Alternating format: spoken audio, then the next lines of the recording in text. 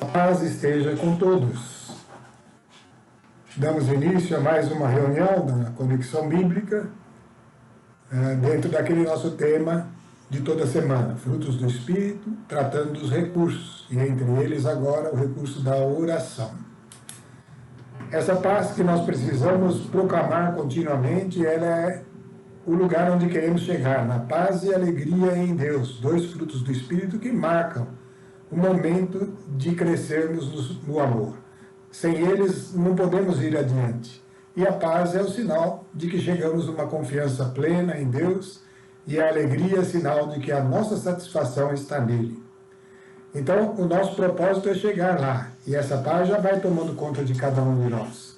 Nós temos uma fé em Jesus Cristo, e Ele fez toda a obra, consumou toda a obra. E assim é que nós nos reunimos em nome do Pai, do Filho e do Espírito Santo, dando graças a Deus pela fé que Ele nos concedeu e que nós temos que fazê-la crescer.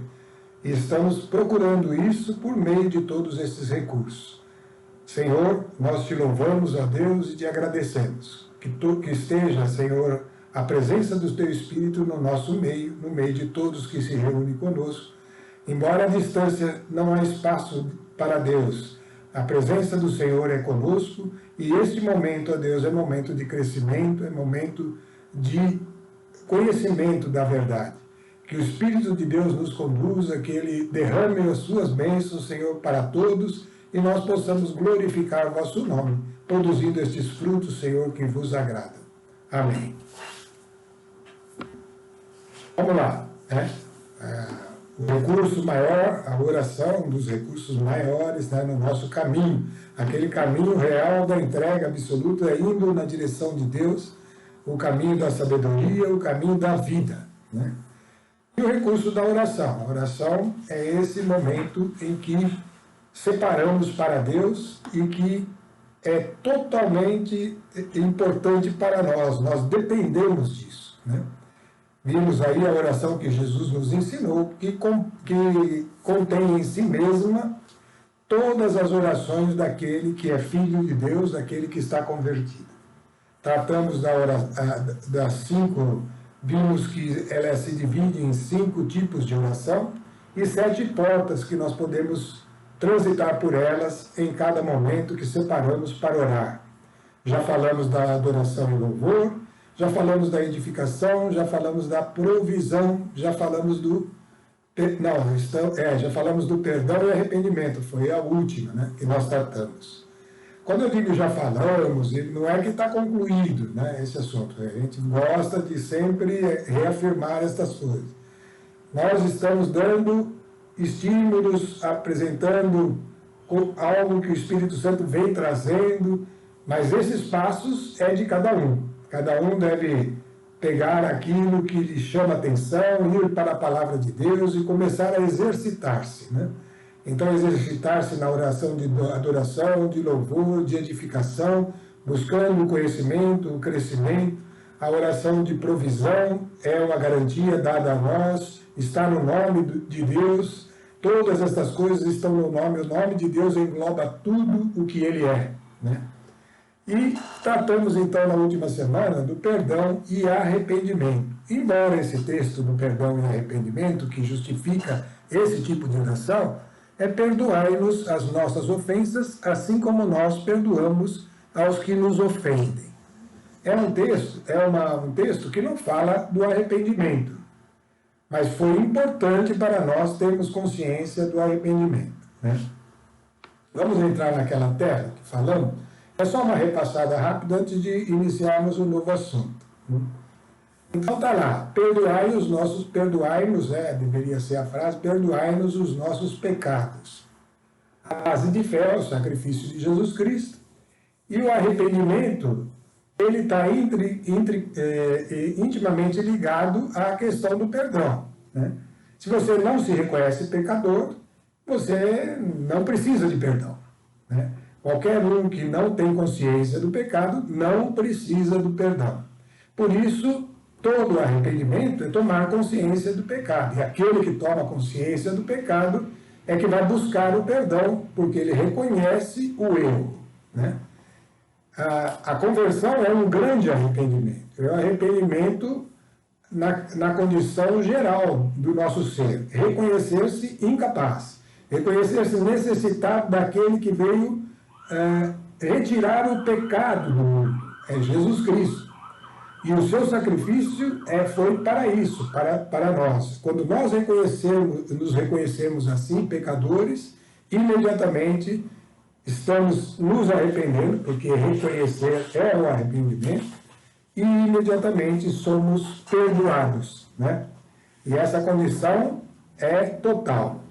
Mas depois aí, lendo o texto na tela, a gente tratou a semana passada, começa uma questão do arrependimento no dia a dia, que a gente pôs entre parênteses aí, vigilância. Nós vamos começar a explorar o seguinte: eu realmente estou livre do pecado porque eu reconheci-me pecador e confessei Jesus, Senhor da minha vida, e Ele veio com seu sangue purificador sobre mim? Então eu preciso ver isso com cuidado, né? E isso é uma questão de vigilância. Esse arrependimento é algo que é necessário. Eu separei uns textos só para chamar a atenção sobre isso, que esse arrependimento aqui da conversão é uma grande graça, né? Ele está escrito lá na carta aos Romanos, no capítulo 5. Nós vamos tratar só alguns versículos da carta aos Romanos, é sempre nessa mesma... É no capítulo 5 e depois no 6. E é no finzinho do 5 que é o primeiro ponto que eu quero levantar. Versículos 20 e 21. Os versículos 20 e 21.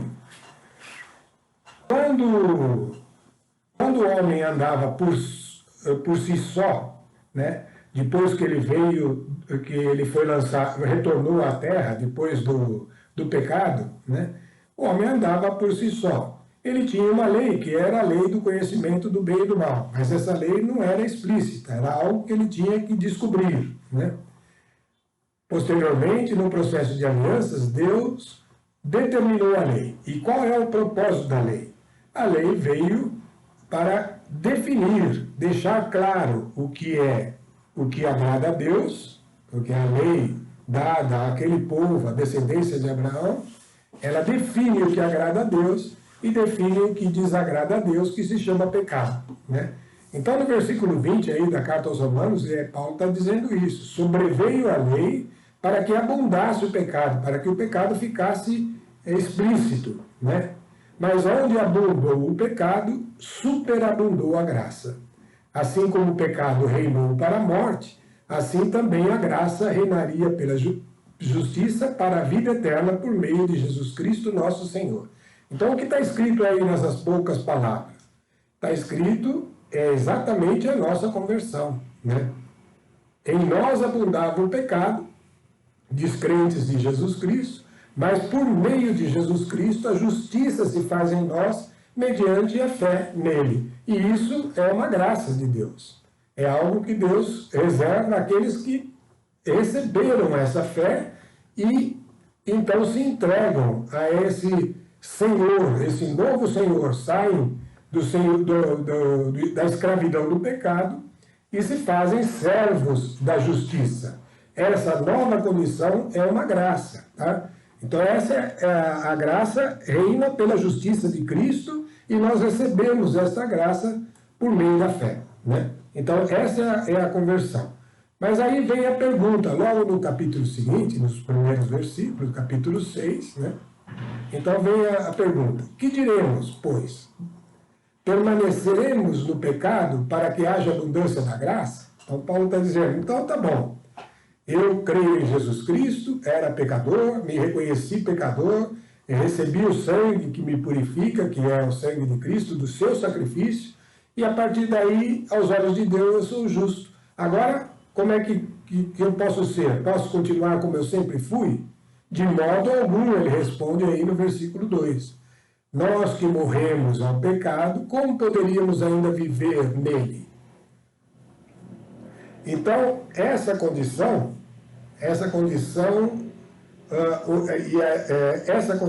a gente tem que ter consciência dela. Nós não podemos mais continuar como éramos antes, né? Então aí entra o arrependimento do dia a dia. Somos justificados e a grande graça dessa justificação, que nos cobre, mas não penetra em nós ainda, vai penetrar aos poucos agora, à medida que nós formos crescendo, mas não penetra, ela nos cobre. Essa grande graça nos justifica para quê, afinal? Para que recebamos o Espírito Santo de Deus e com o Espírito Santo de Deus, junto com ele, começamos um processo do dia a dia, reconhecer o pecado e extirpar este pecado. Então, isso vai acontecer na medida que nós vamos tomando consciência do que agrada a Deus e confrontando-nos com isso. E isso é toda a nossa jornada. É aquele caminho que a gente explicou, aquele caminho de sabedoria, onde, vindo a fé da conversão, você une essa fé à virtude, que é a busca do conhecimento de Deus. E a virtude, você vai tendo revelações, e isso começa a ficar nítido aos seus olhos, aquilo que desagrada a Deus em nós, e a partir daí nós começamos a entrar no refinamento desse conhecimento de Deus, e depois, então, no processo de perseverança, de batalha, para eliminar tudo isso de dentro de nós, e aí haverá o crescimento. Isso está escrito de uma forma menos bem resumida, aí no final do capítulo, do versículo 11 a 14. 11 a 14. Portanto, vós também considerai-vos mortos ao pecado. Esse é o convertido, é o cristão, é a igreja de Corinto, dos Romanos, para a qual Paulo estava pregando. Considerai-vos mortos, porque se Cristo morreu e você está em Cristo, Cristo morreu para destruir o pecado. E em Cristo estamos mortos para o pecado, porém, agora vivos para Deus. E isso acontece quando nós entramos nessa comunhão com Cristo. Não reine, pois, o pecado em vosso corpo mortal, de modo que ofereçais, que obedeçais aos seus apetites. Então, esses apetites, esses desejos do corpo, da carne, que são suscetíveis em nós à concupiscência, à tentação, eles nos levam a dar luz ao pecado, né? Mas nós podemos resistir. Nem ofereçais os vossos membros ao pecado como instrumento do mal. Oferecei-vos a Deus como vivos, salvos da morte, para que os vossos membros sejam instrumentos do bem e ao seu serviço. O pecado já não vos dominará, porque agora não estáis mais sob a lei, mas sim sob a graça. Então, essa é a grande moral da história da oração: perdoai-nos os nossos pecados, assim como nós perdoamos. Ainda não falamos do assim como nós perdoamos. Mas a moral está aí, ó. O pecado já não nos domina. A gente tem autoridade sobre ele. De que forma? Por nosso esforço? Por nossa capacidade? De modo algum. Mas sim pela fé no nome de Jesus Cristo, que destruiu o pecado, né? Então, é assim que a gente vai superando e recebendo o perdão e superando o pecado, né?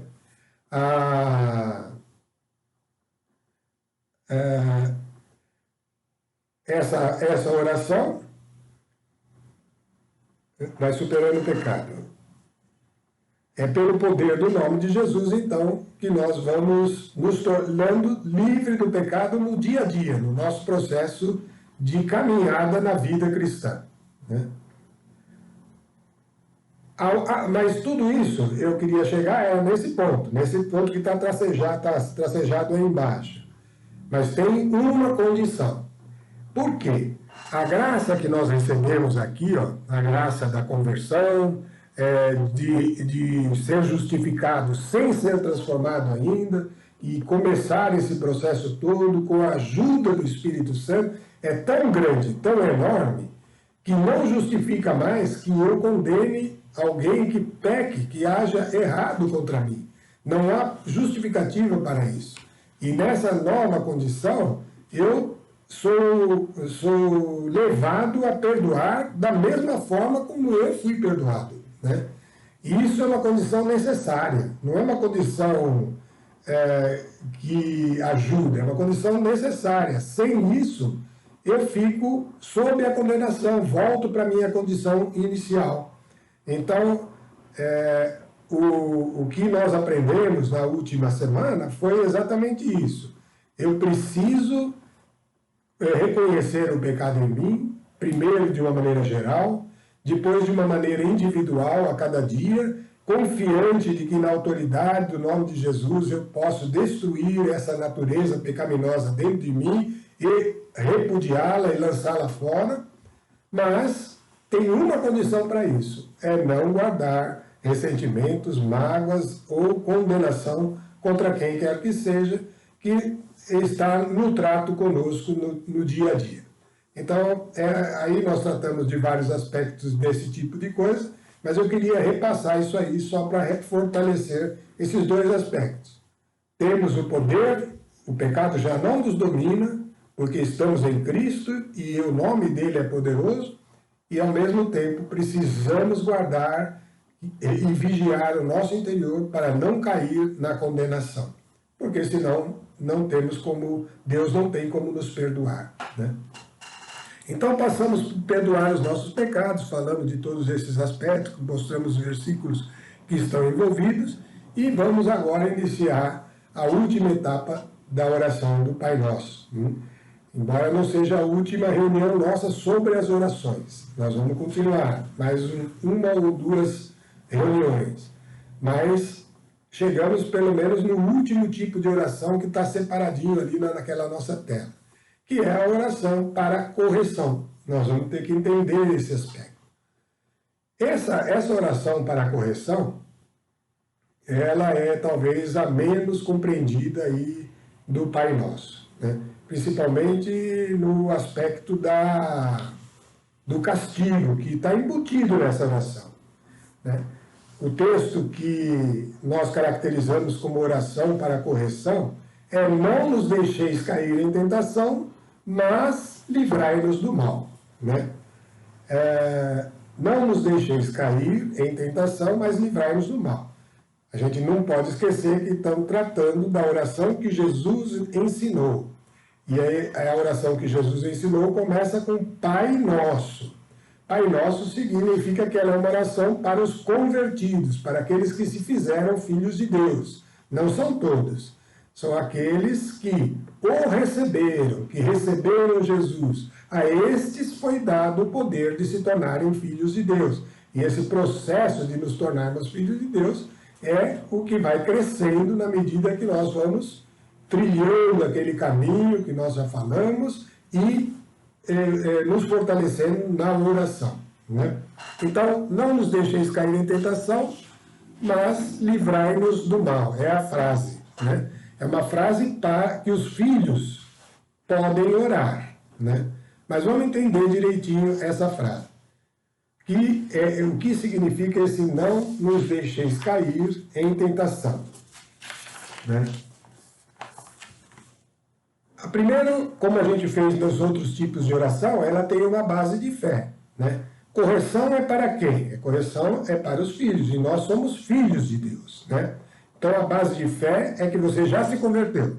Você que está ouvindo, você crê em Jesus e já se entregou a sua vida a Ele, portanto você já é filho, mesmo que ainda não passou por nenhuma das transformações que todos nós precisamos passar, né? Então, a base de fé é que somos filhos, mesmo antes de sermos renovados, como está escrito aí.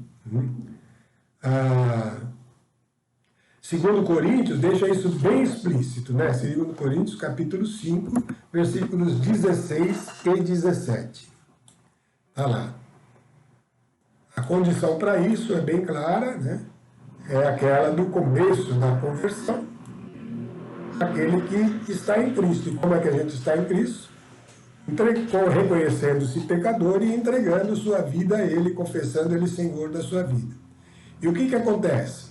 Por isso, daqui por diante, ele está falando da igreja, e a igreja são esses convertidos, daqui por diante, a ninguém conhecemos de modo humano. Se uma pessoa se converteu, você deve conhecê-la agora de um novo modo, né? Muito embora tenhamos considerado Cristo dessa maneira, quando Jesus veio, semelhava-se a um humano como nós, agora já não o julgamos assim. E todos aqueles que nascem dele também não são mais um humano natural, né? Aconteceu algo.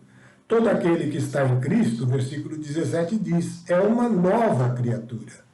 Passou o que era velho, e eis que tudo se fez novo.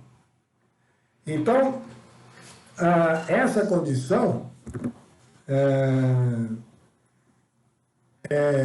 de ser nova criatura, né, é o que nos dá base de fé para podermos clamar a Deus, para não nos deixar cair no pecado. Somos filhos e vamos ser corrigidos para isso, né?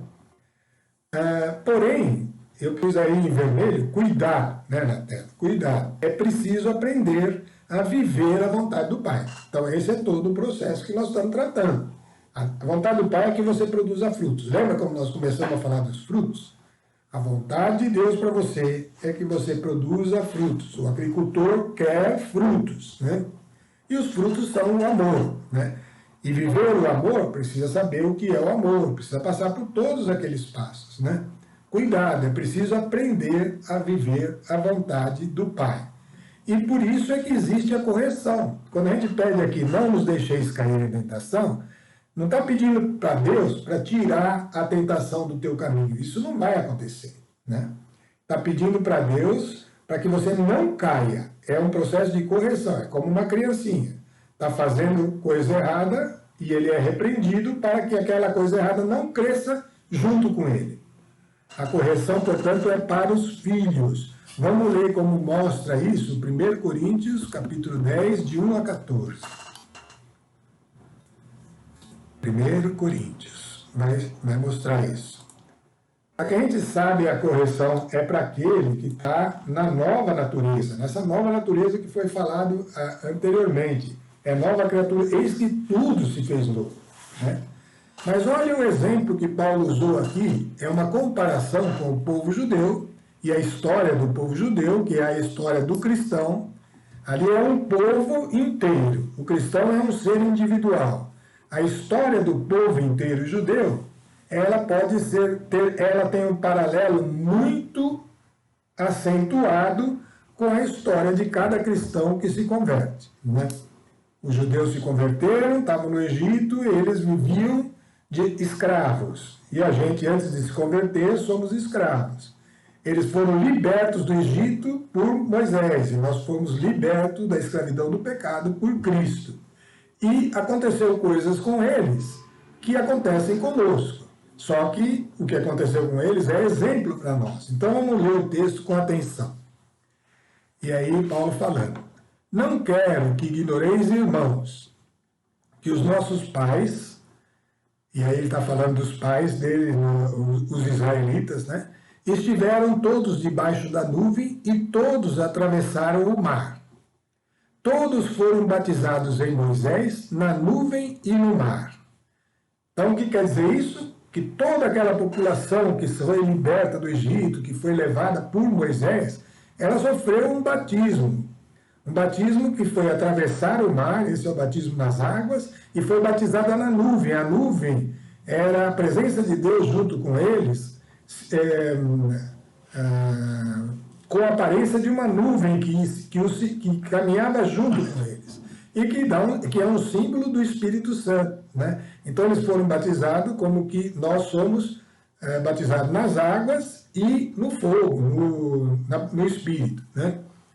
Então todos foram batizados em Moisés, na nuvem e no mar. Todos comeram do mesmo alimento espiritual. A gente come um alimento espiritual. Nós comemos a palavra de Deus. É isso que nós estamos fazendo aqui, né? Nos alimentando da palavra, procurando digeri-la, tirar dela todos os nutrientes. Eles comiam do alimento espiritual, que era o maná, era uma figura, né?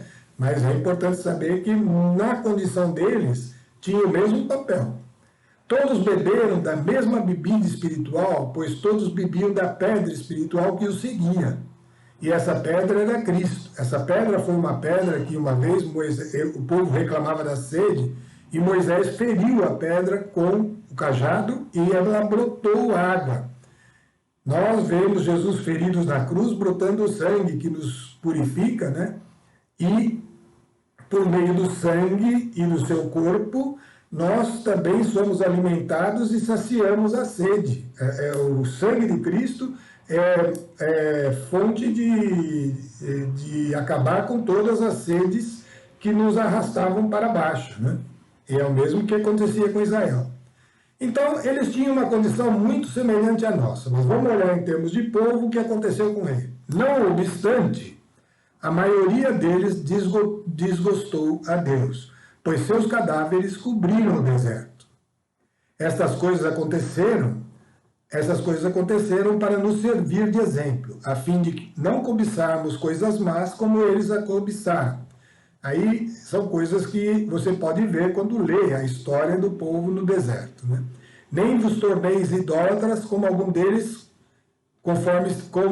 deles, conforme está escrito. O povo sentou-se para comer e para beber, depois levantou-se para se divertir. Todas essas coisas, quando elas são tomadas como fonte de vida, de alegria, de prazer, de satisfação, elas são ídolos, coisas que você está dando muito intenso valor. E isso, junto com outros do mesmo tipo, outras idolatrias do mesmo tipo, que ele vai falar na sequência, causa condenação. Então vamos ver, nem nós, nem nos entreguemos à impureza como algum deles se entregaram e morreram em um só dia 23.000. Nem tentemos o Senhor como alguns deles tentaram e pereceram mordidos pelas serpentes. Nem murmureis como murmuraram alguns deles e foram mortos pelo exterminador. Aí Paulo explica bem, olha, todas essas desgraças lhes aconteceram para nosso exemplo, foram escritas para advertência nossa, para nós que tocamos o final dos tempos. Portanto, quem pensa estar de pé, veja que não caia. E vem a frase importante para nós. Não vos sobreveio tentação alguma que ultrapassasse as forças humanas.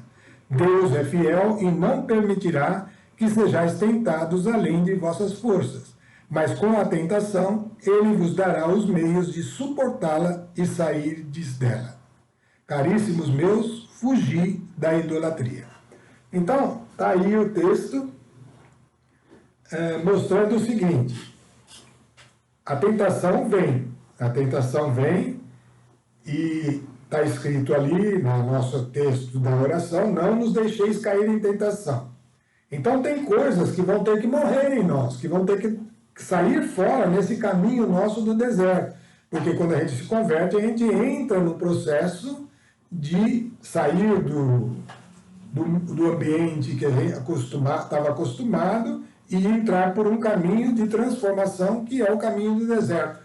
Muita coisa vai cair durante o deserto, para que entre na nova vida somente aquilo que não é perecível em nós, né? Então todas essas coisas que aconteceram com o povo são exemplos de coisas que nós devemos ir deixando pelo caminho. E está aí todos os exemplos. Agora, o alerta: não há tentação acima de suas forças, né? Portanto, cuidado. A gente tem que estar atento para vencer a tentação e nós vamos ver agora como que a gente pode explorar isso aí. Então, vamos ver que a correção é para os filhos, portanto é para aquele que foi batizado, que recebeu o Espírito Santo, que está sendo alimentado, que está tomando leitinho e depois o alimento sólido e que está crescendo na vida nova que é o sangue de Cristo, né? Então, a correção é para os filhos e ela acontece em 2 níveis, né? O primeiro nível é o dessa frase: não nos deixeis cair em tentação. Vamos entender ele. É uma repreensão, né? Não nos deixeis cair em tentação. A tentação, quando a gente cai nela, ela gerou o pecado. Se eu não cair, a tentação vai existir. A tentação pode existir. Mas se eu não cair nela, o pecado não se manifesta. E se o pecado não se manifesta, eu estou livre do mal, tá? Eu estou livre da morte, porque o pecado gera a morte, né? Então, não nos deixeis cair em tentação, não nos deixeis praticar e viver o pecado, né? Mas a tentação está em nós, tá? Isso não tem jeito. A garantia que Deus nos dá não é que nós não sejamos tentados. Nós precisamos, a tentação está em toda a criação. Ela está no homem, está em toda a criação. E ela tem um propósito. Ela está lá para ser superada. Isso é o processo de crescimento. Esse é o processo de crescimento. Todo homem nasce com uma concupiscência que é a tendência a acolher as facilidades. E descer é fácil. O pecado é um buraco, enquanto que a santidade é uma montanha. É fácil descer. Isso está escrito na natureza. As coisas todas tendem a níveis inferiores de energia, a níveis mais baixos, e isso é um exemplo da concupiscência. Porém, a concupiscência está lá para ser vencida. Jesus venceu a concupiscência e nele nós temos força para isso, né? Então, a tentação está no homem e deve ser superada. Isso faz parte do crescimento espiritual. Tiago 1, versículos 13 a 18, dá mais um esclarecimento sobre isso. Tiago, capítulo 1, de 13 a 18.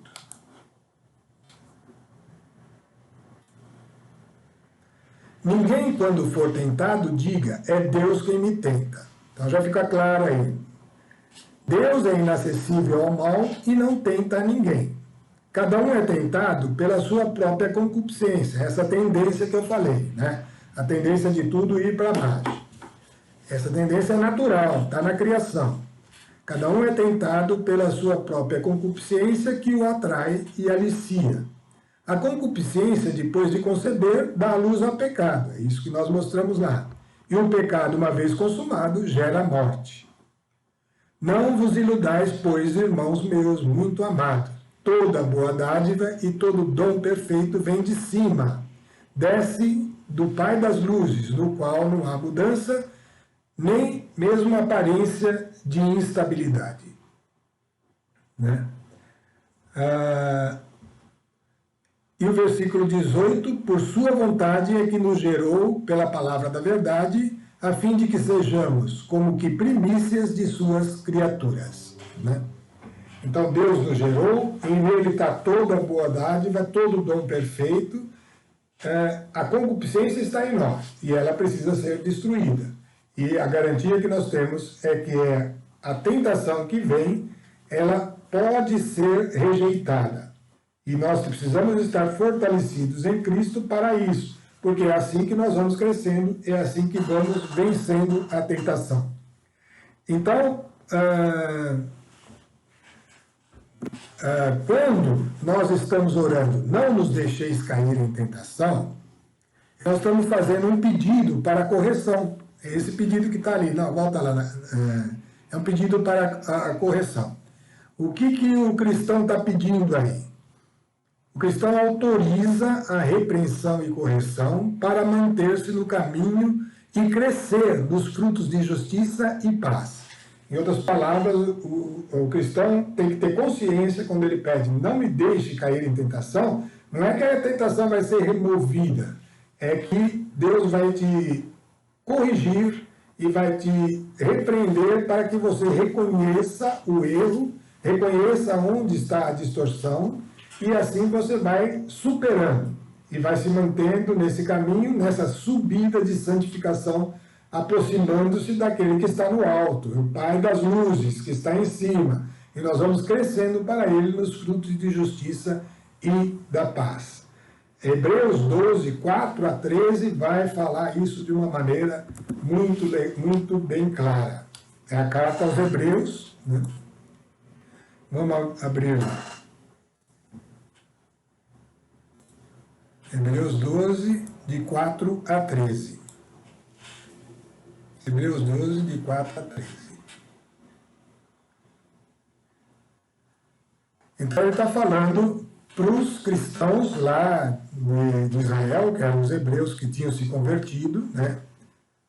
E ele está exortando, olha, ainda não tendes resistido até o sangue na luta contra o pecado. É uma luta mesmo. Vencer a tentação é uma luta contra o pecado. Estais esquecido da palavra de animação que vos é dirigida como a filhos?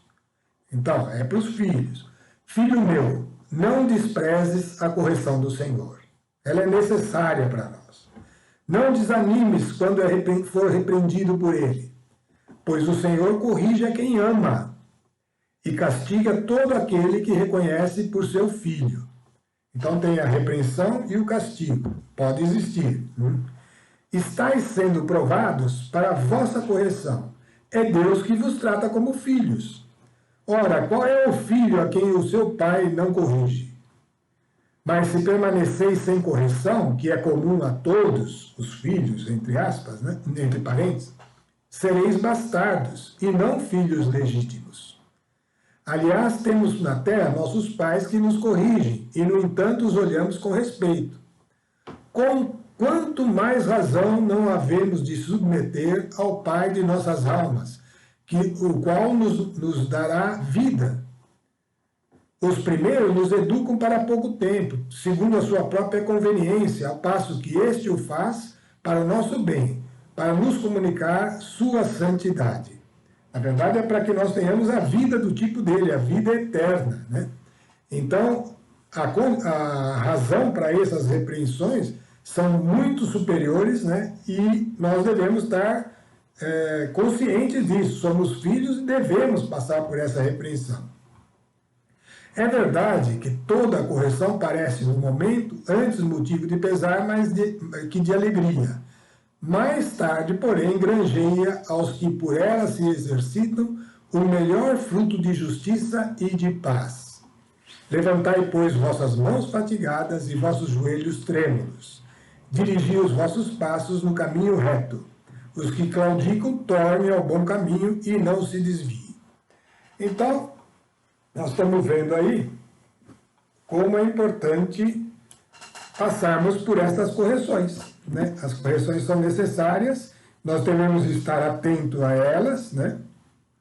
E nós mesmos, ao pedirmos, não nos deixeis cair em tentação, estamos pedindo a Deus, me mostra, me corrige, para que eu possa crescer na justiça e na paz.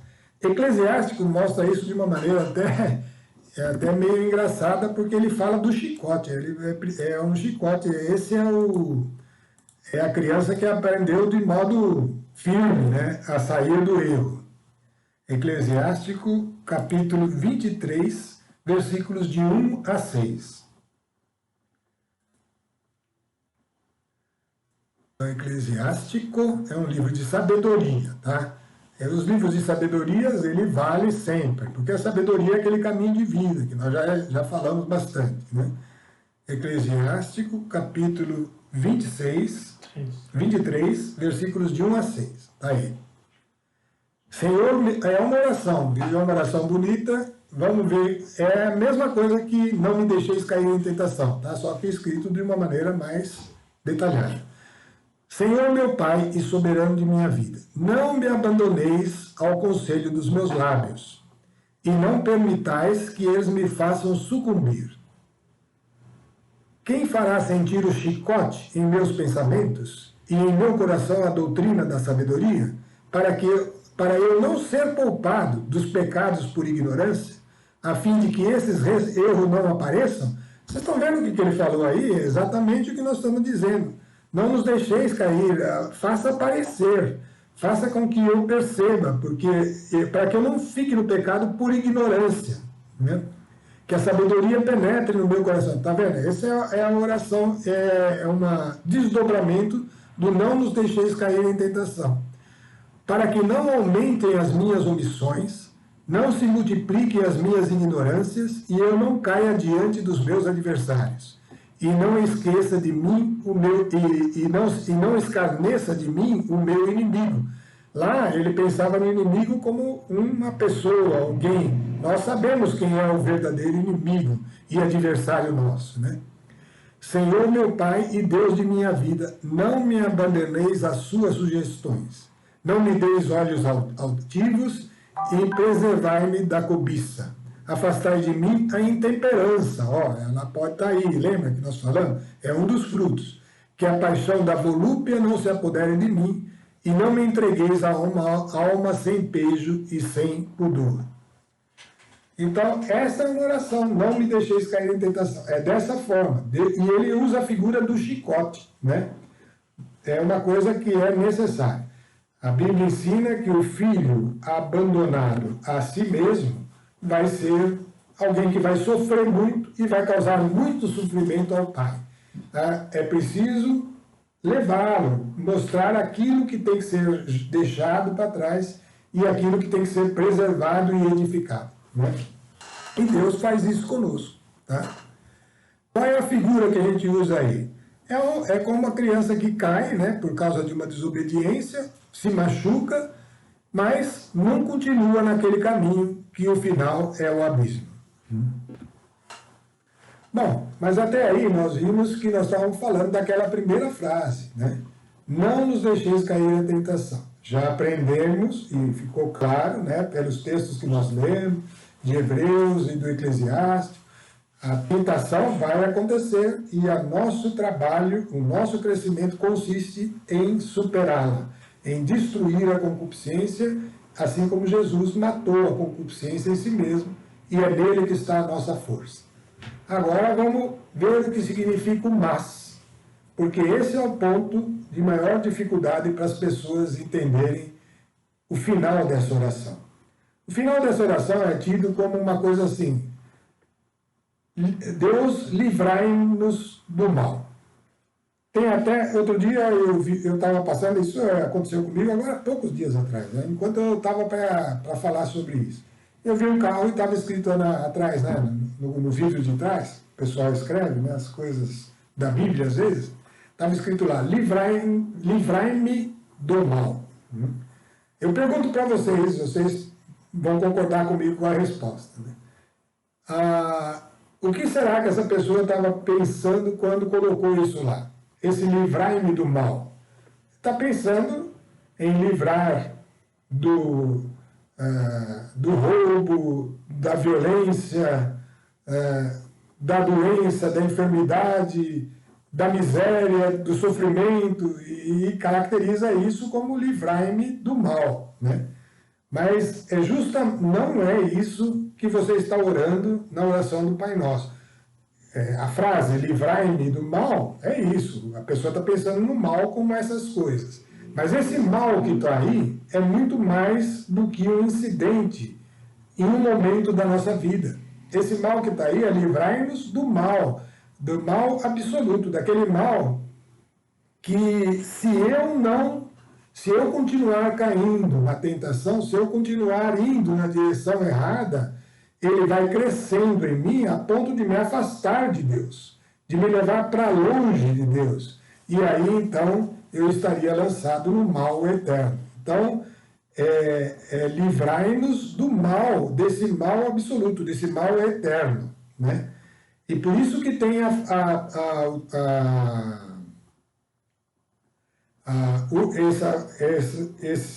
o mas que faz essa contraposição. Vamos entender exatamente o que está escrito aí. O termo mas, né, indica uma contraposição ao solicitado na oração do item anterior. Lembra? O item anterior era: não nos deixeis cair em tentação.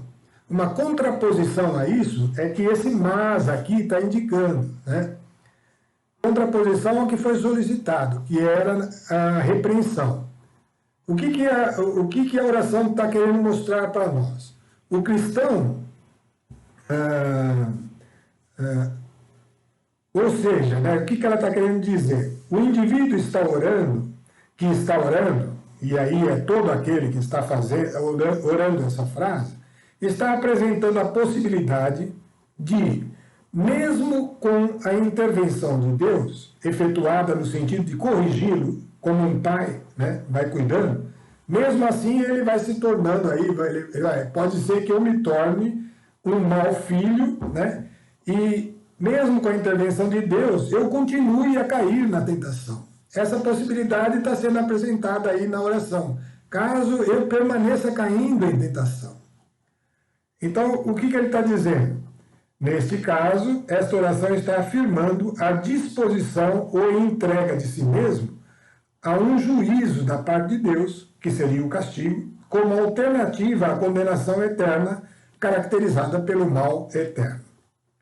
Esta pessoa, o que aconteceu com ela? Ela não soube dar atenção à palavra de Deus e colocar-se na graça de Cristo. Ela, apesar dos estímulos, de tudo que aconteceu, no sentido de mostrar a ela que ela estava no erro, ela continua perseverando naquilo, perseverando. Então vai ter que sobrevir o castigo, né? E esse castigo é por causa que ela está saindo da condição sob a graça de Cristo e perseverando não em Cristo, mas no erro, em cair na tentação e, portanto, no pecado. E aí vem uma última condição, uma condição extrema, né? Livrai-nos do mal eterno. Essa última condição é a punição que é necessária. Vamos ler os textos que falam sobre isso e que vão esclarecer. Um deles esse é do Velho Testamento, é 1 Crônicas 21, versículos de 11 a 14. Né?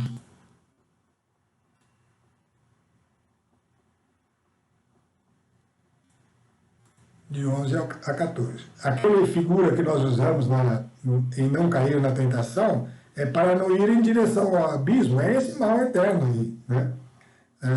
Você pode levar vários tropeços nesse caminho errado que você estava indo, até perceber que é o caminho errado, e voltar para trás para não cair no abismo que seria o mal absoluto, né? Então, essa condição é colocada na oração. Vamos lá o que aconteceu com Davi. Davi era um homem, o rei de Israel, escolhido por Deus, cheio do Espírito Santo, né? E como todos nós, ele cometeu vários erros. Mas tem um erro que é interessante, né? Que nem parece erro, mas foi uma hora que ele persistiu em ir contra uma determinação de Deus e insistiu nisso, né?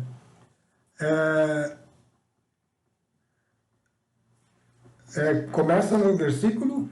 Não é no 11, não. 11.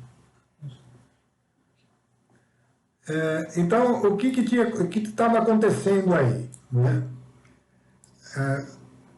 Davi... eu vou até contar o fato, antes de ler o texto propriamente, para ficar claro o que está acontecendo. Israel era um povo separado, e Israel, nessa época em que aconteceu isso com o rei Davi, Davi já tinha consolidado o seu reino, o reino estava próspero, estava tudo bem. Israel tinha crescido muito, né? E estava totalmente fortalecido. O texto diz anteriormente que Satanás colocou no coração de Davi a ideia de fazer um recenseamento. Parece uma coisa simples, né? Recenseamento de toda a população dos homens de guerra. Isso era uma coisa que não era permitido. Por que isso? É um sinal. Tudo que acontece com Israel é um sinal para nós. Era uma maneira da pessoa se apoiar nos seus recursos. E isso tira a pessoa de baixo da condição de proteção de Deus. Porque ele começa a confiar mais nos recursos do que em Deus. Isso vale para um monte de coisas na nossa vida, tá, pessoal? Então, você tem que prestar atenção que isso pode ser uma coisa grave, né? Então, Davi insistiu em fazer esse recenseamento. E foi exortado para não fazer. O general maior dele lá falou com ele, não faz, que Deus faça crescer os exércitos mais. E ele se irritou com isso, falou, não, eu quero fazer, manda fazer, né? E mandou. O que aconteceu? O profeta, um homem de Deus, né, que falava em nome do Espírito, vidente de Davi, dirigiu-se a ele, foi ao encontro de Davi e disse, eis o que disse o Senhor, escolhe ou 3 anos de fome, ou 3 meses, durante os quais fugirás de teus inimigos e serás atingido por sua espada, ou ainda 3 dias em que a espada do Senhor ou a peste maltratarão a terra. e o anjo do Senhor devastará todo o território de Israel. A ti compete ver agora que resposta devo dar àquele que me enviou. Quando o profeta falou isso, Davi caiu em si. Aí no versículo 6, ele percebe o erro, né? Estou, respondeu Davi, numa cruel angústia. E aí ele toma a decisão, caia eu nas mãos do Senhor, porque imensa é a sua misericórdia, mas não caia nas mãos dos homens. E o Senhor mandou a peste a Israel, e em Israel tombaram 70.000 homens, né? Então, esse é o exemplo seguinte, é o mesmo que está falando na oração. Senhor, se eu continuar persistindo na tentação, ainda me dê um último recurso, que eu caia nas mãos de Deus e não na mão do inimigo, né? E aí, para nós, o inimigo é a morte eterna, seria a separação definitiva de Deus, né? Outro exemplo que deixa isso claro, aí sim, é para a igreja mesmo, na linguagem nossa, né? É 1 Coríntios, capítulo 3, de 11 a 15. Está falando da edificação. Edificação é você ir vencendo a concupiscência e conhecendo a vontade de Deus e sendo edificado. Nós já falamos vários aspectos de como orar, de como buscar isso. É o venha a nós o vosso reino e se cumpra a vossa vontade em nossa vida, né? Então, essa edificação é algo que cada um faz, né? E que todos nós devemos fazer. E Paulo começa ensinando isso, dizendo o seguinte: quanto ao fundamento, a base, né, da vida nossa cristã, ninguém pode pôr outro diverso daquele que já foi posto, Jesus Cristo. Estamos falando aqui de uma pessoa convertida, já tem o fundamento. Agora, se alguém edifica, aí é edificação mesmo, sobre esse fundamento, com ouro, com prata, com pedras preciosas, com madeira, com feno, com palha, a obra de cada um aparecerá. O dia do julgamento demonstrá-lo-á, será descoberto pelo fogo. O fogo provará o que vale o trabalho de cada um. Então, a edificação é isso, é eu ir deixando o pecado, deixando cada vez mais aquilo que desagrada a Deus. Se a construção resistir, o construtor receberá recompensa. Se pegar fogo, arcará com os danos. Ele será salvo, porém passando de alguma maneira através do fogo. Então está aí bem clara a frase. Ele vai ser salvo, né? Porque ele é um filho, mas vai passar pelo fogo, vai ter que sofrer as consequências de um castigo direto sobre ele, né? E por último, então, aí o texto de 1 Coríntios, capítulo 5, versículo de 1 a 7, esse é um exemplo bem específico, né? É o caso de uma pessoa que aconteceu isso com ela naquela época, né? E que Paulo tomou uma atitude que mostra esse castigo para evitar o mal eterno. Exatamente para evitar o mal eterno.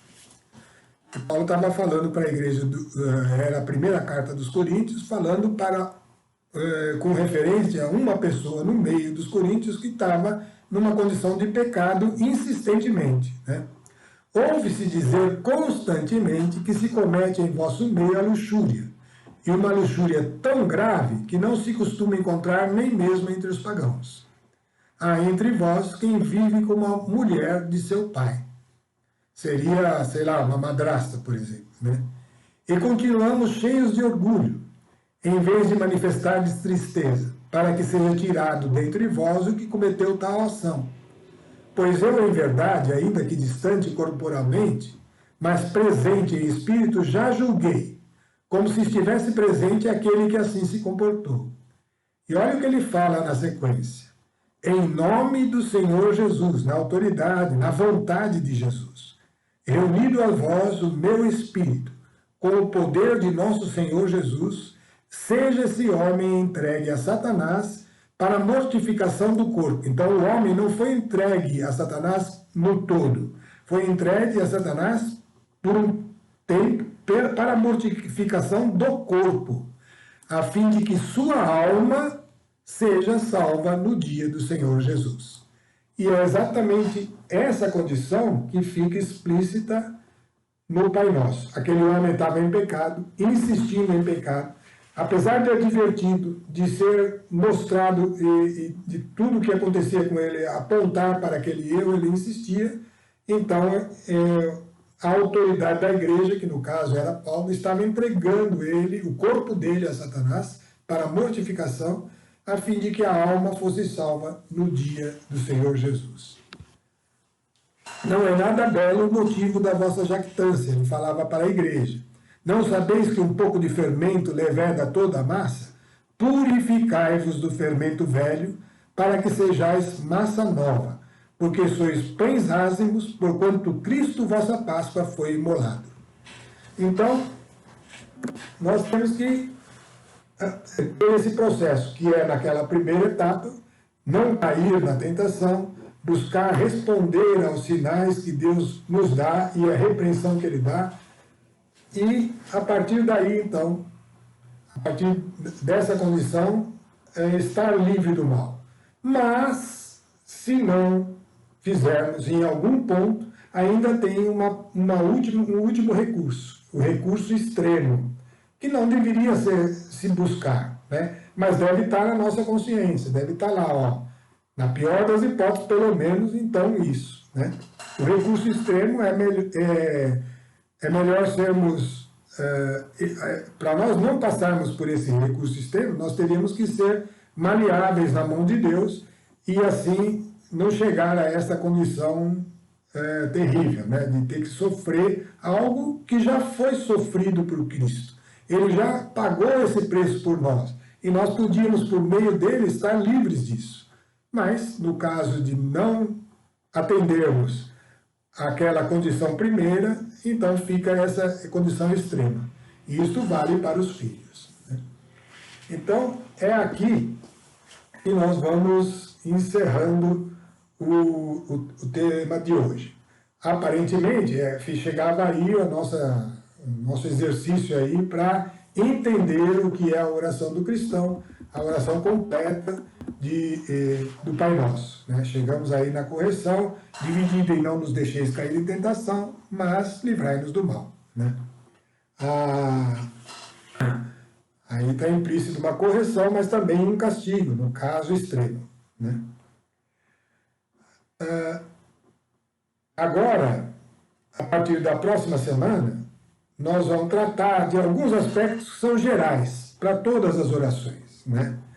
Aspectos que são gerais e alguns aspectos que são que deveriam estar presentes no modo como a gente ora. Isso também é ensinamento que Jesus deu, tá?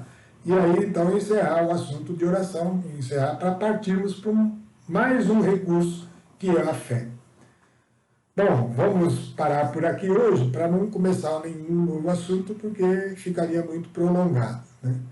Então, vamos fazer a nossa oração final, confiantes de que nós temos em Cristo Jesus tudo o que é necessário para a vida, né? E que podemos, portanto, vencer toda a tentação que vier contra nós. Deus eterno e todo-poderoso, nós te louvamos por tua palavra, por tudo que nos ensina, Senhor. Como sempre, ó Deus, eu peço que aquilo que foi dito, ó Deus, possa ser aprimorado, possa ser filtrado pela presença do Teu Espírito em cada um daqueles que ouvem. E que aquilo que é bom, e aquilo que é boa dádiva, que é luz, que vem do alto, permaneça, Senhor. E cada um possa crescer, possa tirar disso proveito, não só ele, Senhor, mas eu mesmo, Senhor, que estou aqui. Peço isso em Tua presença, na graça de nosso Senhor Jesus Cristo. É Ele que nos concedeu todas estas coisas, e é nele que está a nossa vitória, e é nele que está a nossa salvação. Por isso, nosso louvor e agradecimento ao Pai que nos deu o Filho, e ao Filho que nos deu a vida e a condição de irmãos. Louvamos o Senhor por tudo isso e pedimos ao Espírito Santo que nos conduza sempre mais e mais na vossa presença, Senhor. Amém. Estivemos unidos em nome do Pai, do Filho e do Espírito Santo. E boa semana a todos.